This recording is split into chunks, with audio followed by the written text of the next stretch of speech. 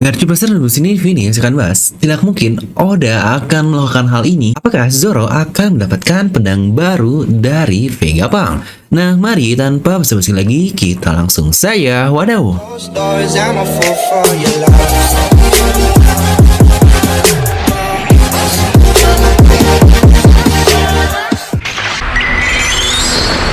Nah, seperti biasa, sebelum lanjut video ini, lupa untuk subscribe dan juga nyalakan bel notifikasinya ya. Karena kalian tidak akan tertinggal yang mesti menarik seputar One Piece hanya di channel Devil Nomi. Terus kan, sebelum kalian komen, kalian tonton video sampai habis agar tidak ada informasi yang miss dan tersesat seperti Babang Zoro. Oke, dengan dimunculkannya sesuatu di dua chapter terakhir yaitu 1064 dan 1065, semakin yakin nih Oda benar-benar banyak mengambil referensi cerita terutama untuk di arc terbaru ini dari Star Wars. Ya benar, apakah mungkin Oda akan mengenalkan ke kita terkait hal-hal yang luar biasa ini nih?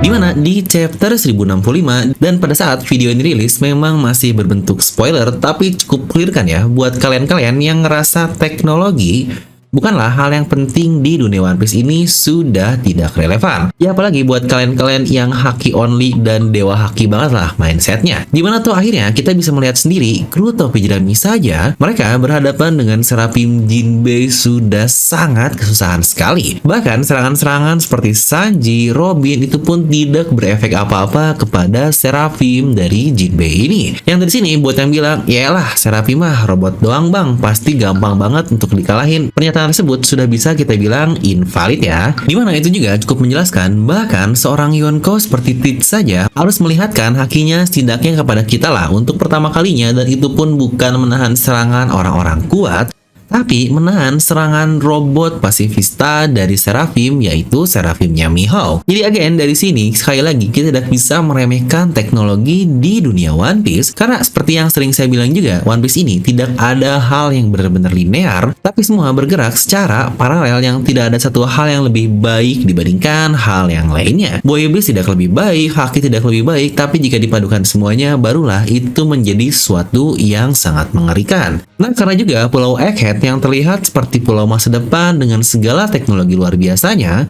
tapi ternyata itu adalah pulau dari masa lalu, ya setidaknya satu negara yang identik dan sangat maju, alias Ancient Kingdom. Yang katanya negeri itu adalah negeri yang sangat kaya, negeri yang sangat masyhur.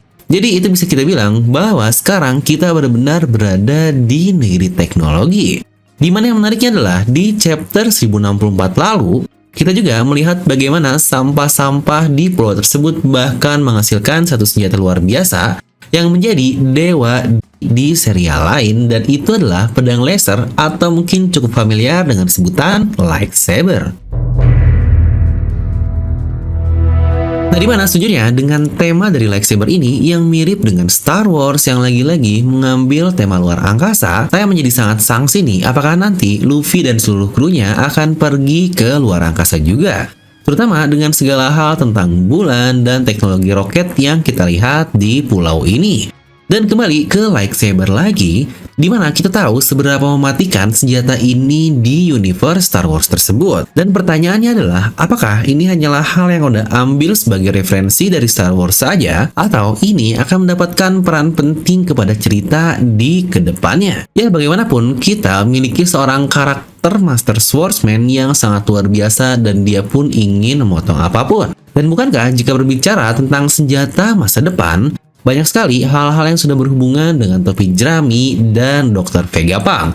Ya, mulailah dari kemampuan cyborg milik Franky, lalu juga ada Klimata ke-6 yang berhubungan dengan teknologi atau sains, yang di pulau ini saja sudah diberikan clue berkali-kali oleh Lilith dan juga Atlas. Dan tentu saja modifikasi tubuh Sanji yang ini sangat berhubungan dengan Line X Factor, yang kemungkinan dia benar-benar memiliki ras dari suku lain yang kemungkinan besar adalah Lunarian, dan itu menjadi alasan kenapa Sanji bisa mengeluarkan api dari dalam tubuhnya. Dan apakah Oda akan mengubah Zoro menjadi versi Jedi atau Sith di arc ini? Ya, mengenai itu pun sebenarnya Oda sudah berkali-kali melakukannya, seperti pertama di gambaran yang dibuat pada tahun 99. Itu adalah perilisan dari The Phantom Menace series dari Star Wars juga, dan Zoro sebagai Anakin Skywalker. Dan di tahun 2015 juga saat perilisan dari The Force Awakens, dia menggambar seluruh topi jerami menjadi bagian dari Star Wars dan Zoro lagi-lagi menjadi Jedi. Dan jika kita kembali lagi ke Pulau Egghead, di situ kita banyak sekali melihat teknologi roket yang dibuat untuk keperluan keluar angkasa. Ya wajar lah, roket pasti hubungannya ke arah sana. Yang tentu saja masalah luar angkasa ini pun sudah pernah kita lihat dari cover story satu dewa kita, yaitu God Enel, yang dia sedang berada di Very First, atau mungkin bisa kita sebut itu adalah bulan. Dan tidak hanya itu saja, di sana dia melihat adanya kehidupan dan teknologi yang sudah sangat advance, yaitu para robot automata. Dan tidak terlewat juga bahkan adanya bajak laut luar angkasa di bulan tersebut. Jadi apakah Zoro akan menggunakan lightsaber? Ya ini sebenarnya hal yang sangat mungkin sekali karena sudah lama Oda ini dikenal sebagai fans garis keras dari science fiction dan Star Wars juga. Kita bahkan bisa melihat ada R2-D2 di tempat kerja Oda, dia juga punya Terminator seukuran manusia. Jadi Oda memang bisa dibilang fans dari hal-hal berbau science fiction seperti ini. Ya alih-alih mengingat lagi jika Vegapunk adalah karakter yang sudah direncanakan sejak lama sekali, setidaknya 16 tahun yang lalu. Makanya Oda menyiapkan segala hal dengan sangat baik, terutama dengan tema futuristik di satu arc mahadasyat ini. Yang bahkan kemunculan Vegapunk pun bukan hanya kakek-kakek tua biasa saja, tapi dipecah menjadi 6 orang dengan bentukan yang berbeda. Nah, serta mengingat adanya yang disebut sebagai Ancient Kingdom dan bagaimana ternyata Pulau Egghead ini diinspirasi dari kerajaan di sana. Dan jika kita bertujuan untuk mengungkap suatu negeri ini, bukankah teknologi yang bisa mengimbangi peradaban sangatlah diperlukan sekali? Dimana jika kita lihat lagi bagaimana Bone menemukan lightsaber itu, bukankah hanya dari tempat pembuangan atau mungkin bisa dibilang itu adalah tempat sampah? Yang sampah saja bisa menemukan lightsaber yang sangat gila banget. Yang kita pun bahkan melihat efeknya saat Bone menebasnya itu benar-benar powerful sekali. Dimana saya cukup sangsi itu adalah versi gagal dari lightsabernya Vegapunk, dimana buat nantinya kita akan melihat the real Season 1 untuk lightsaber ini yang telah melewati berbagai trial and error. Dan entah bentukannya akan seperti apa, tapi seharusnya ini akan menjadi senjata yang sangat-sangat powerful sekali. Dan lagi-lagi di sini saya tidak bilang jika teknologi akan mengalahkan segalanya, tapi teknologi ini benar-benar diperlukan seperti yang dijelaskan di awal.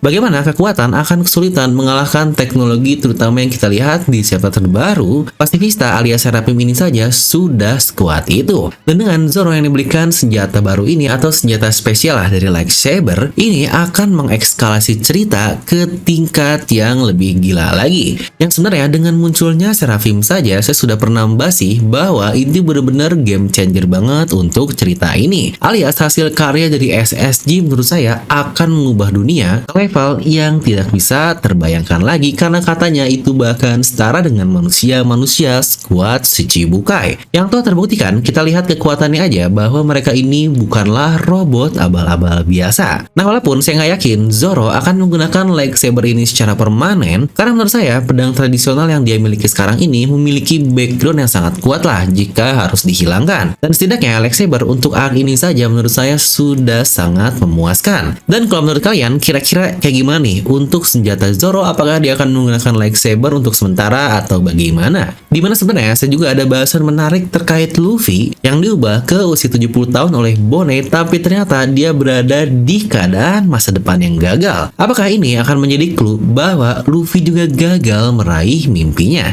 Nah tentang bahasan ini akan kita bahas di lain video ya. Dan ngomong-ngomong tentang bahasan Star Wars ini juga pernah saya bahas di satu mega teori hubungan antara Garp, Vivi yang mirip sekali dengan Princess Leia dan juga Obi-Wan Kenobi. Nah buat kalian yang penasaran, kalian bisa langsung klik kartu di atas kanan video. Jangan dulu pada cabut nih, mengingat vibes Halloween dengan misterinya masih menguat, terutama banyaknya teteh-teteh mantep yang cosplay seperti teteh hanya Geraldine yang dia menjadi jadi mistik nih, mantap banget. Nah, kami juga dari DNMers sedang ada loh mystery box yang sama-sama misteri banget nggak tuh? Luarnya aja bentukannya udah poneglyph seperti ini. Kira-kira untuk isinya apa aja ya? Nah, untuk isinya sendiri seperti yang kalian lihat, kalian akan mendapatkan 2 kaos secara random, lalu juga 1 topi, 1 lanyard, 1 bookmark, dan 1 stiker DNM, dimana ke total 6 item ini menjadi satu di real mystery box ini yang banyak banget kan untuk isinya. Dimana untuk mystery box ini sendiri hanya tersedia sangat terbatas sekali, yaitu hanya untuk 10 pieces saja. Dan dari ke 10 pieces ada 3 box yang rare banget yang berisi kaos brook dengan sablon spesial, yaitu sablon reflektif.